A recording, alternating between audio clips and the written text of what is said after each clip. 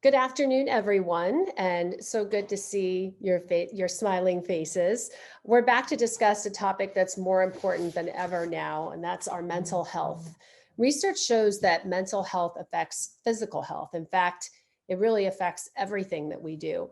For those of us who have the added challenge of coping with a chronic illness and the impact of our disease on our physical health, we need to pay even more attention to our mental wellness as a part of our overall physical well being. During the pandemic, 4 out of every 10 adults in the US have reported experiencing anxiety or depressive disorder, and that's up from 1 in 10 in just the previous year. And the statistics are similar even with younger adults. Many adults have shared that they're having trouble sleeping, eating. They've seen an increase use of alcohol consumption. There's been more substance abuse. And then that also has been compounded in people with chronic conditions that are experiencing stress over the coronavirus. Now we have a vaccine rolling out, and the world's trying to adapt to get back to normal. And people are struggling with yet another round of change, adapting to a world after quarantine. So we're so grateful to be doing our part to remove the stigma around mental health by hosting this webinar, which is made in part possible by support from Alexion Pharmaceuticals, to discuss strategies and tools to manage anxiety and chronic disease in this new normal. To lead our discussion, backed by popular demand, Dr. Jen Hartstein. Dr. Jen is a nationally recognized child, adolescent, and family psychologist based in New York City. She's a frequent mental health contributor for Yahoo, Lifestyle, Yahoo News, and she's a frequent psychological contributor to the NBC Today Show, which many of you have seen her there. And she's also a mental health core expert for Dr. Oz and on the CBS Early Show. So Dr. Jen, thanks so much for joining us today to discuss this very important topic. Thank you for having me. Deb, do you want to walk through kind of what we're going to do Yeah, or? I do. So just some quick housekeeping items before we jump in. Everyone is muted for the presentation just to help keep the noise levels down. For those of you who have not used Zoom before, I think most of us have at this point, but at the bottom of your screen, there is a chat window that you can click on. You can feel free to submit any questions to me in the chat function, and I will ask them at the end when we have the Q&A. In addition, we will be having breakouts actually in the middle of the presentation. So Dr. Jen is going to talk a little bit about our mental health and some of the things we may be experiencing. And then we're going to break out into some smaller groups to have some group discussion. And then we'll come back together as a whole before we have the Q&A. So you shouldn't have to do anything except when you break out into the room, there's a little checkbox that you have to click on to make sure that you're entered into your room. And I think that's it, Jen. I know you'll kind of walk us through that when we get to that point, but I think we're ready to talk about mental health. All right, let's do it. Okay, so thank you guys for having me again. It's really great to be here. And I think, rather than focusing on mental health as a whole, I'm going to really focus on anxiety because we're all calling this the new normal, but I'm calling it the next normal because we don't really know. I don't know how long are we going to stay. We stayed at this other normal in the heart of pandemic for 15 months. Now we're on to this next normal, and what's the next normal and what's the next normal. So who knows? So although we're all excited kind of for the pandemic to be over, we don't, it doesn't excuse us from being concerned about what's happening next, right? We don't know. We know that the vaccine's rolling out. We know that it looks like there's some efficacy. We know that numbers are coming down. And at the same time, we're not sure what to expect. So many of us spent the last 15 months anxious already. And now we're entering into this new world of uncertainty and this new world of what if and what could and do we know? And the questions keep coming.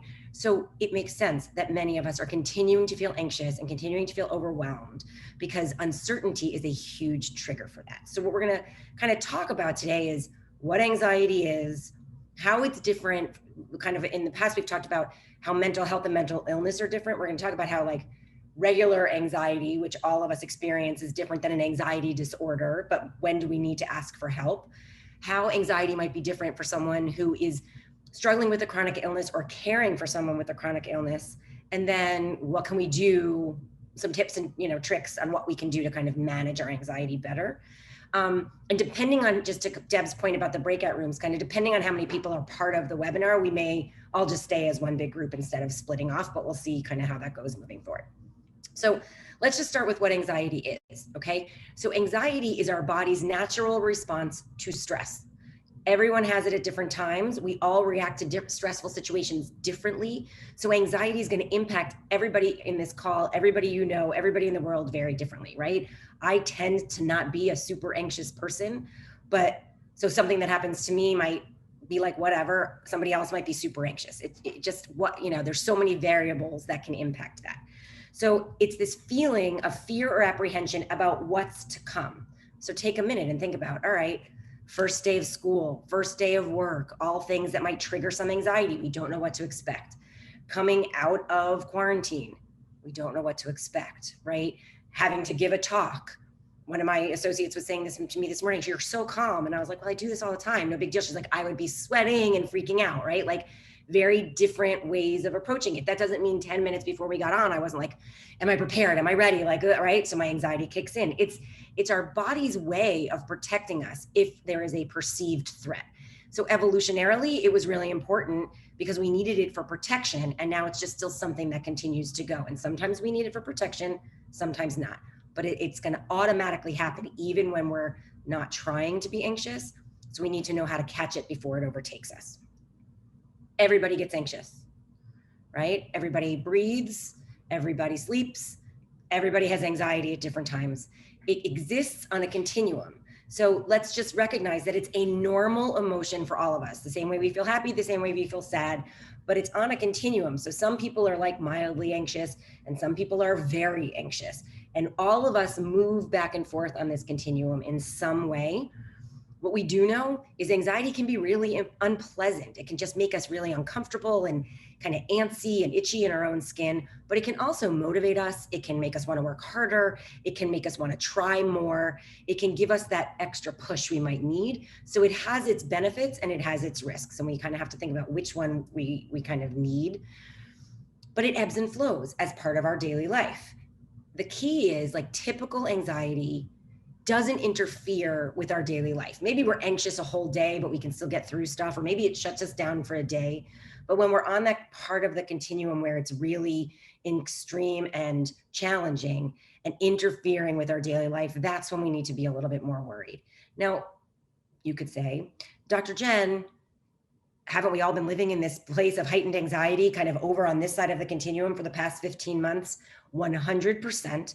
And if we were to look at people in this little window of time, many of us who never have been before might be diagnosed with an anxiety disorder because the environments around us kind of created a level of anxiety that might not have existed.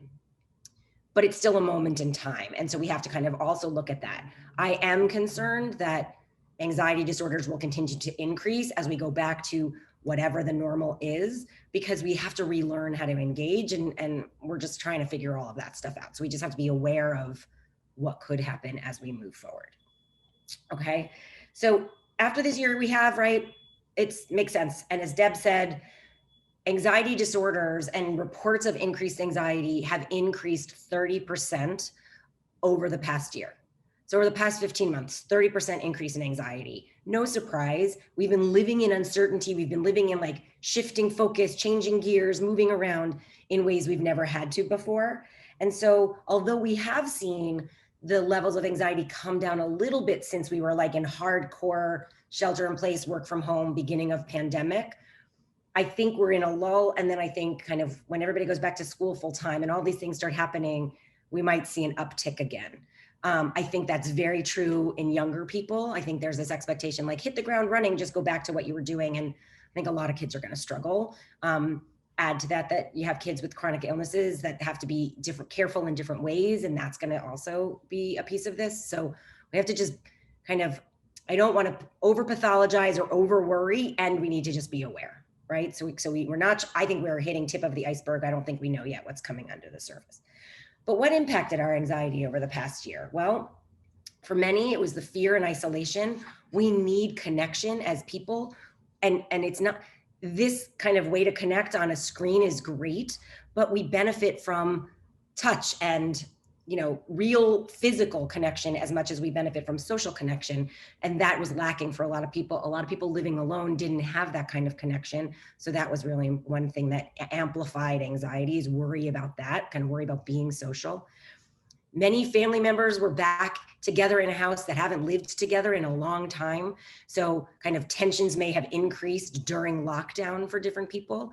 I certainly have seen that in my practice, college students coming home prematurely or not getting to go to college, and the impact of that in a family space.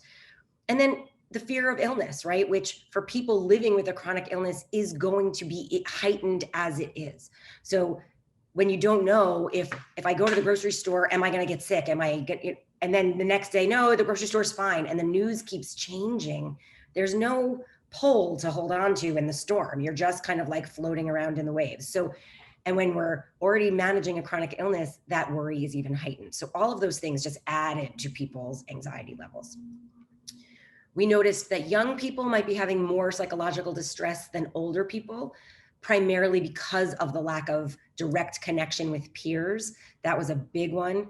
We certainly have seen that in my office, that young people really struggled with the isolation of learning from home, being on Zoom. Some kids thrived, don't get me wrong. Some kids were like, there's no bullies, there's none of these things, like this is awesome.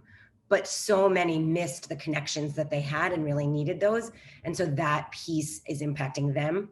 Young women may be more vulnerable than young men, and we can probably attribute that to the social connections that girls seem to have at an increased rate than boys. People with young children were more vulnerable during this time. We know kind of the importance of community, especially when you're raising young kids, and young kids can be really stressful. And so how's that impacting you? And then people with previously diagnosed mental health disorders are also at greater risk for increased anxiety during this time, because many of their services got cut off, or maybe they couldn't pivot to online, or maybe it didn't work for them. I had several clients that are like, I just can't do online. It just doesn't work for me. And so they took a break from treatment for a year, which impacted them in big ways. So there's all of these things that are just kind of a log on the fire, a log on the fire, a log on the fire, and that keeps happening. So as I said, the good news is it seems that things are decreasing, my opinion. The bad news is that with things reopening, we're seeing a re-triggering of this anxiety, because we kind of got used, like, I don't know about you guys, but for me, I kind of got used to life in pandemic, right? So I put my mask on, so I washed my hands more, so I made sure we kept distance, so I couldn't go do all these social things. Like we made that our normal. And now we're kind of emerging and we are back in an uncertain place. So we're seeing anxiety rates go back up, which really does make sense, because uncertainty is such a big trigger to anxiety and stress. But let's be clear about what the difference is between just regular old anxiety and an anxiety disorder, right? So again, for most of us, anxiety comes and goes. It goes like a wave, in and out. And some moments are brief. Some can last a couple hours, some can last a few days, but you usually can get through it and on the other side. For some people who fall into the more disordered mental health issue category, anxiety lasts weeks, months, years, and you just cannot get out of it. You're just have a constant sense of revving in your gut, things just not settling down, and it interferes with your daily life significantly. Maybe, you know, for some people, it's just constant overthinking, right? Is this going to be okay? Am I going to be okay? And you can't shut those thoughts off. You're just racing. Maybe for someone else, it's, did I check all the things? Is everything safe in the house? What we try and do when we're anxious is gain control. And sometimes that actually amplifies our anxiety, because we try and gain control over things we maybe can't gain control over. So I just want to say, since we have been living with this for the past year, it's easy for many of us to go, I have an anxiety disorder, I'm going to self-diagnose, it's happening. Let's not do that. Let's just remember that the past 15 months, it's kind of like when you are in high school or college and you take an intro to psych class, and then you start diagnosing everybody in your life, including yourself, on like, I have this, I have that, I have the other thing. It's very easy for us to be like, well, of course I have an anxiety disorder, and it's going to stick around because this past year I've been so anxious. Everyone has been anxious. So let's not go diagnosing. Let's just remember that the environment was equally as anxious as we were, and anxiety is contagious. So if people are, I don't know if you guys have ever noticed this, but like people around you are anxious, you all of a sudden start to get anxious. So anxiety was just like everywhere. You couldn't breathe without someone around you being anxious. So let's just kind of put it into perspective. So how do we know we're anxious, right? Anxiety, probably more than any other emotion, is very somatic. We feel it in our bodies very often before we recognize that it's anxiety. Think about little kids to really understand this. A little kid who's going to kindergarten for the first time and is nervous and anxious about going to kindergarten, all of a sudden has a stomach ache, right? Or maybe all of a sudden they're not sleeping well, or they have a headache, right? They don't know to say, I'm really worried about going to kindergarten, but their body is giving them all of these clues that something is wrong. We as adults are no different. Anybody else ever get a migraine and like, wow, I felt okay. What's going on? Why do I feel so bad? Oh, right. I have this big doctor's appointment tomorrow and I'm really anxious about what they're going to say. And so your head starts to hurt, or you get nauseous before you have to go have a big meeting with your boss. We all have different like touch points that our body tells us. And sometimes our body's the first clue. And then we're like, oh yeah, I'm stressed out, or your shoulders are up here and everything's tense, right? So our bodies give us information. And the stress response gives us that moment of like, hey, be on high alert. It makes us alert to something changing in our environment, something we need to pay attention to, something we need to do. And it's adaptive. It has gotten us through and protected us in ways that are immeasurable. It has, if I'm walking down the streets of New York City and I'm not paying attention and a car honks at me, my stress response tells me to stop walking so that car goes by, or that bike goes whizzing by, or I look both ways before I cross the street because I've learned if I don't do that, I could get hit by something. So these are all ways that our body has adapted to help us be protected.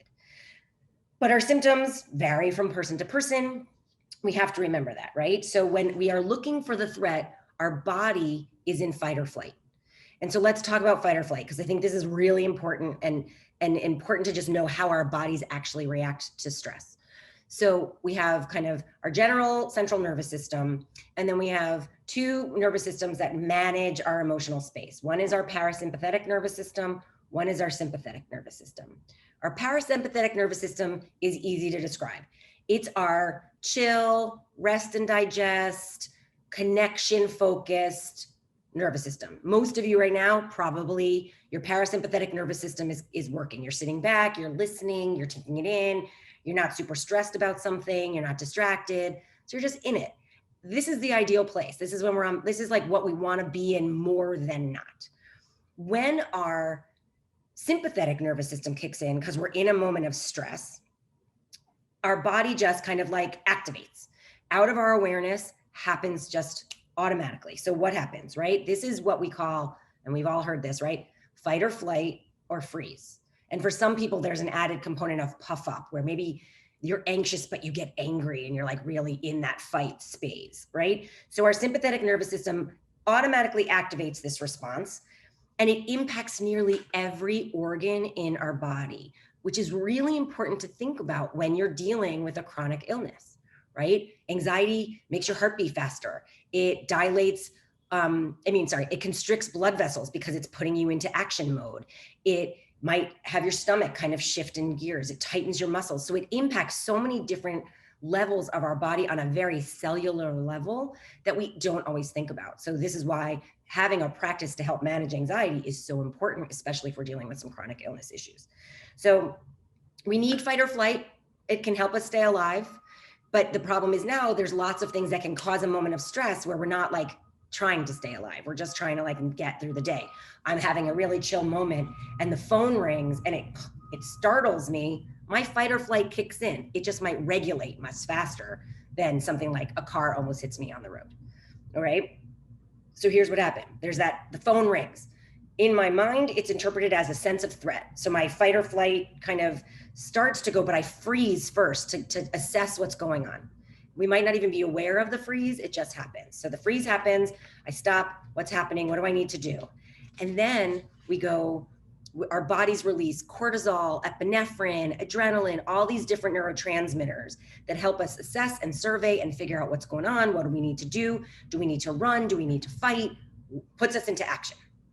Our heart might race. We might sweat. When we freeze, we're stuck. But for some mammals, that's actually protective, right? We hear the phrase playing possum because a possum acts like they play dead, right? And then the predators leave the possum alone because the possum has this way to slow its system down so much that they don't move anymore. And then I think you're dead, so I leave. Okay, so all of that becomes very adaptive. And then we might feel anxious, afraid, and angry. We might notice that there's an emotion that clicks in with all of those things. But in that fight or flight, we believe we can handle any threat that happens. We have to do that in order to protect ourselves. So this is just like on a body cellular level, kind of what happens. We're not always thinking about it. It's really going on outside of our awareness. The issue becomes if we stay in fight or flight too long, we burn through our adrenaline, we burn through that cortisol, we burn through the norepinephrine, and we can hit some adrenal fatigue, which really makes us feel like no matter what we do, we're always tired, or no matter how hard, much we sleep, we can't quite feel rested. And that also makes us feel more mentally exhausted, more overwhelmed in general, all of those things. So, and the most important thing, if we're dealing with an illness, is that too much stress impacts our immune system. So we cannot fight off flu, germs, illnesses, any of that stuff in the same way, which is why it's so important that we think about how do we navigate anxiety differently, because it does impact our immune system and our ability to fight off infection. The last thing we want to think about with our parasympathetic nervous system is if we stay in fight or flight too long, it's almost like we deplete the oil in our engine. Our parasympathetic nervous system, or like we're running out of gas, the parasympathetic nervous system is kind of like the engine light that says like, hey, we need to shut you down right now because you're on overheat, and we're going to shut it down. So the parasympathetic nervous system kind of comes back in and shuts you down so that your body can kind of regroup, refresh, kind of reorganize in a way that's meaningful. And so that's self-preservation. Our parasympathetic nervous system not only helps us connect, but it helps us survive because it gives us that self-preservation we might need if we're just going. And we want to make sure that we can keep going and going and going, but sometimes it's really hard. So in pandemic, we have all very much been in fight or flight. It has been our general state of the union, and we're starting to come out of that. But as we're, our body regulated to what was, and as I said a little while ago, we're heading back in. So our body's back in like, what do I need to do to protect myself mode? So we want to be able to kind of think about re-entry in a way that's calm and works and is helpful. Basic symptoms of anxiety. I'm sure all of you guys can name these, but just to think about things to watch for: nervousness, restlessness, feelings of danger or panic. Your heart beats really fast. You might hyperventilate. Your breathing might speed up. You might sweat. You might kind of get a little twitchy and restless. You might be tired. You have racing thoughts that you just feel like you can't control, or you can't focus on something because you're very distracted by the thing that's making you anxious. Maybe you can't sleep. I think the biggest one that I hear as a symptom of anxiety is when you get into bed, you can't shut your brain off and you can't sleep. So like you get into bed and all of a sudden your mind, like all of the things that you weren't paying attention to during the day now come and they kind of race. So we want to be able to quiet our minds, especially at times when we can try and sleep. You might have gastrointestinal issues. That's a big one with anxiety. Anxiety starts, like, here's a really cool thing to think about. A lot of our emotional stuff starts in our gut. We are learning more and more that the biggest producing area of serotonin is not actually your brain, it's your gut. So if your gut health is all messed up, you will have a greater risk of anxiety or depression. So we want to think about like what's going on in my gut. And everybody's always like, trust your gut instinct, and people diminish that, but there's actual truth to that being accurate and helpful in our knowledge. Many of us, when we're anxious, avoid the things that make us anxious, right? Because avoidance provides momentary relief. It does not provide long-term relief, but avoidance gets reinforced because it provides relief of some sort. And then when we kind of get to that extreme, we might have things that compulsions that we do over and over again that help us regulate our anxiety, or we might have persistent ruminations that kind of help us mediate our anxiety. But that, if we're on the continuum, we're kind of way over here. The other ones are on the front side of it, and we all experience them at different times. Okay, so let's think about, why is anxiety present? Interestingly enough, we don't have any specific reason as to why. We don't know. We know that it started out as protective, but we don't really understand why it still continues when most of the time we are not living in threat. But things that trigger it, traumatic experiences. Certainly this past year is considered a traumatic experience for most of us. Some people are just more prone to it genetically. There's just, and I think what we're learning more and more are things like intergenerational trauma. So something happened to your grandparents that kind of changes your body on a cellular level that passed down to your parents and passes down to you. So trauma is, I think, is a big underlying piece of anxiety, and underlying health issues can impact anxiety. And so we're certainly here because chronic illness is part of the group's issue, right? So we're talking about how that is going to impact anxiety just on a base level for many people. So research shows, if we want to attack, kind of put anxiety and chronic illness together, research shows that there is a greater risk of anxiety for those people dealing with chronic illness. That's no surprise. I'm sure that doesn't surprise anybody in this meeting that would be the case. And I would add that caregivers of people with chronic illness probably have an increased rate of anxiety than those that are not caregivers, because you're not only taking care of yourself, but you're taking care of someone else, and you've got to make sure all the lines, got to make sure all the appointments and the this and the that and the services are in place, which just leads to a level of stress for those people that are the caregivers as well. So what influences this sense of anxiety if you have chronic illness? Well, some basic things. Feeling like you have no control. Right? I don't know. For me, that's a huge part of what triggers my anxiety, is feeling like I'm not in control of a situation. I don't like that very often. Ask anybody that knows me. It's not my favorite place. So like when I don't feel like I'm in control, I definitely get anxious, right? Maybe the stress of learning to live with whatever my physical condition is going to trigger some anxiety. How do I navigate all of the medical appointments in the medical world? That's a bit challenging, right? How is my chronic illness impacting my relationships? I know we've talked before of like, how does it impact how I can be with my friends? How does it impact kind of what I can do in the world? Like what does that do? And then how am I dependent on other people to help me kind of meet my needs and accomplish things? And how does that all impact stuff? So these are all things that are going to be sitting and roiling around that might impact how I kind of feel, how I engage, how anxious I am. And as with anything, some people have a much easier time adapting than other people. It just really depends on our genetic makeup and what that looks like. So there are some additional anxiety symptoms for people dealing with chronic illnesses we want to think about, right? So maybe there's excessive worry about our physical health. Maybe there's trouble sleeping due to that worry. Maybe there's nightmares about our physical health. Am I going to get better? Is it going to get worse? What's going to happen? How is it going to impact my life? Maybe there might be some panic about the prognosis, about what to look forward to or not look forward to. Maybe you don't know how to talk about it. Maybe, I think sometimes when we have chronic physical illnesses, it's hard to understand or know like how we can discuss our conditions with other people so that they understand, because they're not in your body and in your shoes, and sometimes that's challenging. We might avoid treatments that cause anxiety. I can't tell you how many clients I have to walk through things like blood work, and even if they don't have a chronic illness, but how are they going to manage getting blood work, or how are they going to manage getting to the doctor if they're feeling anxious about it? Like it's a big trigger.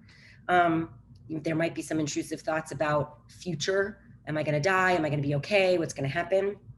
And then there might just be some basic underlying irritability that your life is not like everybody else's, and I'm really frustrated about that. And so all of these kind of add into the presence of anxiety for many of us. So managing kind of anxiety, it's kind of like, oh man, I already have this physical illness and this chronic illness. Like, what the heck? I have to actually manage anxiety on top of it too. Like, super not fair. Totally agree. Still got to manage it, right? That's the hard part. And reopening the world. And so we have that in and of itself. And then we're reopening and like getting back to normal. Like, talk about anxiety on top of anxiety on top of anxiety. Like, let's just stay home and watch TV. Would be lovely, but we can't. So we have to figure it out. There's not signs of this slowing down. So feeling concerned about all of this makes perfect sense. So why are we so anxious about going back? I'm anxious about kind of what that looks like too, right? So let's be honest, right? For some of us, pandemic was lovely, right? It maybe took away stressors that we had. Maybe it took away commutes that we had. Maybe we had easier times with doctor's appointment. There was benefit for many of us in pandemic. I don't want to minimize that.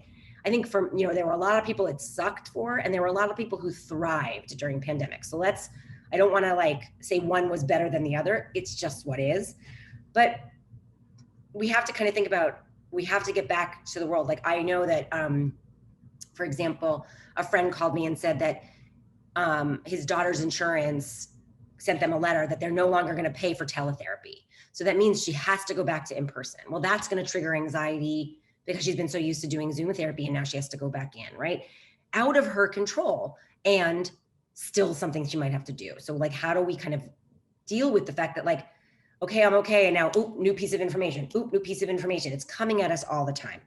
So entering into the unknown is one huge trigger to the anxiety for everybody. And we don't know when it's coming. We don't know how to stop it. It's kind of coming at us in all different directions, and we can't always predict what that's going to look like. Then we have uncertainty about the future. Is this going to last? Right? Living in New York City, it's very funny to see the reluctancy for people taking off their masks. And I'm convinced that a huge part of that is none of us want to go back to small apartments with family members, right? I mean, many people live in 800 square feet with other people. And I don't know, I don't want to go back to that with my 2 dogs and my husband in small space. Like, thank you, no thank you. So everybody, even though we know we don't have to wear masks, because like outside, you don't have to wear a mask anymore, probably every third person isn't wearing a mask. And in New York City, people are still wearing masks all the time. Like you're starting to see it come off. But that uncertainty of like, are we going to go back? Are we going to be okay? Is preventing people, I think, from embracing the next step as much as they might want. Third, I think that a big trigger to anxiety for reopening is what are going to be the expectations? Like, what are my expectations of myself? What are other people's expectations? If I have certain boundaries that matter to me, will other people respect those boundaries? How do I set that? How can I feel safe? All of these questions, the questions that are just killing us. And then I think that the last piece of it is the idea of socialization. How do we socialize, right? I think people's social anxiety is really triggered. Can I lean in? Can I hug you? Can I touch you? Can I not? Do I need to create like what's okay? What's not okay? What am I comfortable with? What are you comfortable with? How do we set all of those things up as we reconnect with people in real life without screens in between us? And what does that look like? So what do we do? All of this stuff, like, sure, this is great, but what do we do? So I think the first thing, kind of one of my first tip here is you have to understand what is actually making you anxious, right? So you got to ask yourself some questions, right? Why am I anxious about this? What's triggering for me? A lot of kind of, hey, let me sit back for a second and kind of survey the land and be like, what's upsetting me? Because when we're in it and we're really emotional, we cannot process new information. When you are at the height of an emotion, think about this in your own life, right? When you're at the height of an emotion, there's no processing new information. There's no understanding why what's happening. Or if you have kids and you see them really upset and you try and talk to them and you're like, hey, what's going on? And they're like, I don't know. And they're just freaking out and you try and reason with them. It never will go anywhere because we can't process anything new. We're just stuck. So in a calm moment, when you notice that you're anxious, ask yourself, why am I anxious? What about this is making me worried? What about this do I need to be thinking about? And really kind of be a detective into that. And when you notice that you're speeding up, breathe, slow down, sit back, kind of watch the wave of anxiety go by, and then you can re-engage, okay? So identifying on the what is kind of the first step we need to do to kind of change our mindset. So second step we need to do is we need to calm our minds. So relaxation techniques are huge here. Anxiety responds the best to breathing, which I think can be kind of hokey and people are like, breathing techniques, whatever. But anxiety automatically speeds us up. Breathing automatically slows you down. So you can do very simple breathing techniques where you just slowly breathe in through your nose and count to 5 and slowly breathe out through your mouth and count to 5. I teach little kids this by saying, breathe in like you're smelling the prettiest thing you know. So whatever your favorite smell is, breathe in through your nose like you're smelling your most favorite thing, and breathe out like you're blowing out a candle on the other side of the room. So we can breathe in through our noses and count and breathe out through your mouth, and that will reset your system so that you can think more clearly and you can really take that time to relax and recharge, and that's important. Third thing we want to do, and I'm going to send tips to Deb and Bonnie to send to everybody, so we'll get these to you, is we want to challenge those negative thoughts. Thoughts are not facts. And we often hang on to them as if they are, and they're not. The reason they're not, that doesn't mean they're not valid in the moment, but they're not a fact because they change. Facts don't change. So we want to remember that, like, oh, that thought could change. So if I'm stuck in a negative thought, this is never going to get better, I'm never going to be able to do it, right? And I'm on that kind of worry train to nowhere. If I can slow down and breathe, I can be like, well, how do I know? And here you have to be your best lawyer and check your facts. How do I know that's not going to be different? How do I know that that's not going to be something that could change? Can I highlight the positives that are happening? Oh, I got to see my family and that felt awesome, right? So we want to try and bring the positives in to counterbalance the negative thinking. The negative thinking is going to happen. I can't promise you that it won't, but if you can kind of slow it down a little bit, you can shift it into something more neutral, and neutral is better than nothing. Okay. Fourth thing we want to think about, the fourth thing we want to think about is, how do you use your supports? So who in your life helps you navigate your anxiety? Who in your life is someone you can lean on, right? This is a great, support group in and of itself that you have built in, that you can lean on each other for information, right? What community do you have? Who's in your life that you can kind of use in those moments? Even if sometimes it's like, hey, I'm feeling really overwhelmed. Are you feeling really overwhelmed? To help you normalize some of this stuff, because sometimes that in and of itself can be really, really supportive. Acknowledge success, right? God, I've been so anxious. I haven't wanted to leave my house, but I went for a walk yesterday. But it's not, we often discount that. We're like, oh, but I didn't do this, and I didn't do this, and I didn't do this. But you went for a walk yesterday. Own that, right? So even if it's a small success, small successes are still successes, and they come together to build big successes. So do not minimize them. And I think when we're dealing with chronic illness, we often minimize kind of the mental health successes because we're so busy focusing on the physical health successes.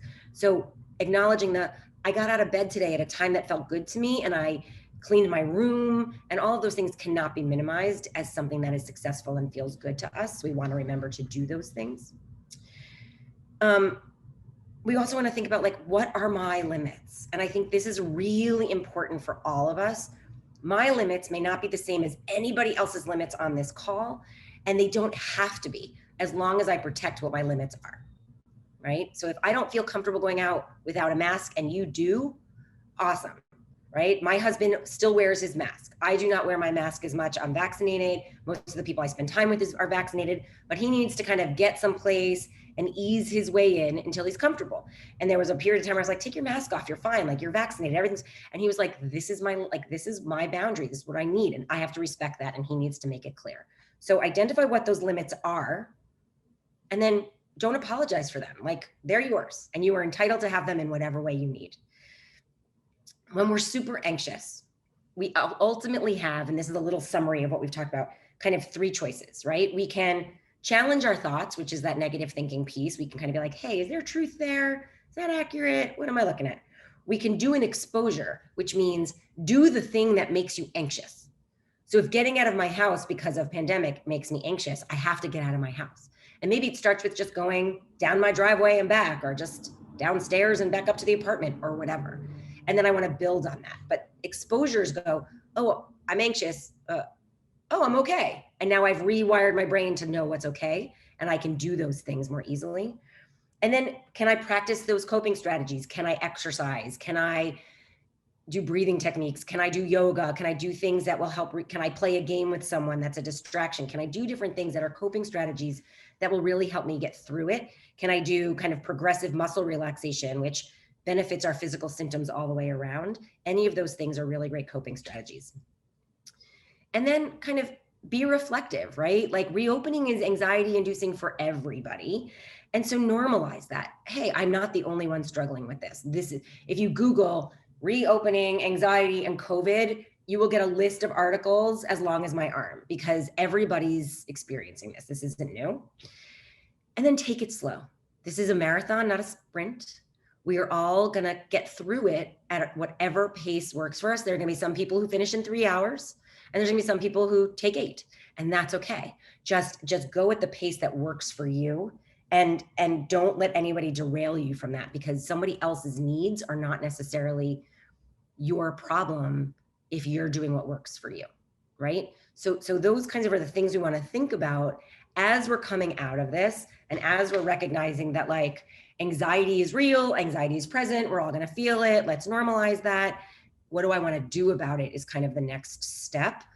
So I think we just want to be aware of that, right? Let's normalize the normal, right? Anxiety is going to happen. And when we have this added piece of a chronic illness, it just ups it a level. It doesn't mean it has to be debilitating.